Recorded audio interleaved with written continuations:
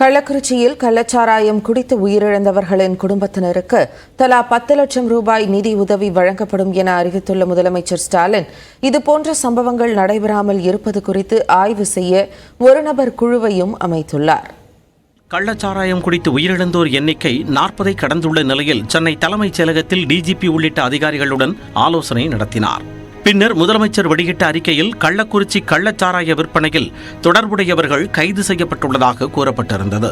மேலும் இந்த விவகாரத்தில் தீவிர விசாரணை மேற்கொண்டு கள்ளச்சாராயம் தயாரிக்க மெத்தனால் வழங்கியவர்களை கண்டறிந்து அவர்கள் மீது கடும் நடவடிக்கை எடுக்கப்படும் என தெரிவிக்கப்பட்டிருந்தது. மெத்தனால் எங்கிருந்து கொண்டு வரப்பட்டது என்பதற்கான மூல காரணத்தை கண்டறிய காவல்துறைக்கு அறிவுரை வழங்கப்பட்டுள்ளதாகவும் தெரிவிக்கப்பட்டுள்ளது. கள்ளச்சாராயம் குடித்து உயிரிழந்தவர்களின் குடும்பத்தினருக்கு தலா 10 லட்சம் ரூபாய் வழங்க உத்தரவிடப்பட்டுள்ளதாகவும் சிகிச்சை பெற்று வருபவர்களுக்கு தலா 50,000 ரூபாய் நிவாரணம் வழங்கப்படும் எனவும் தெரிவிக்கப்பட்டுள்ளது.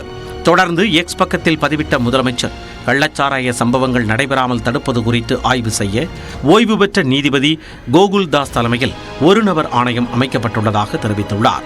இந்த விசாரணை ஆணையம் கள்ளச்சாராய மரணங்கள் தொடர்பாக முழுமையாக விசாரித்து 3 மாதங்களுக்குள் பரிந்துரை வழங்கும் என்றும், உள்துறை முதன்மைச் செயலாளர், டிஜிபி ஆகியோர் கள்ளக்குறிச்சி மாவட்டத்திற்கு உடனடியாக சென்று 2 தினங்களில் அறிக்கை அளிப்பார்கள் எனவும் தெரிவித்துள்ளார். இதனிடையே கள்ளச்சாராய விற்பனையை முற்றிலுமாக ஒழிக்க காவலர்கள் அதிரடி சோதனை நடத்த வேண்டும் என்று டிஜிபி சங்கர் ஜிவால் உத்தரவிட்டுள்ளார்.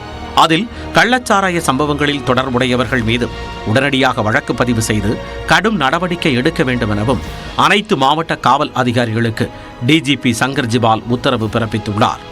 இந்த நிலையில் உள்துறை செயலாளர் அமுதா பிறப்பித்துள்ள உத்தரவில் மதுவிலக்கு ஏடிஜிபியான மகேஷ்குமார் அகர்வால் பணியிட மாற்றம் செய்யப்பட்டுள்ளதாக கூறப்பட்டுள்ளது.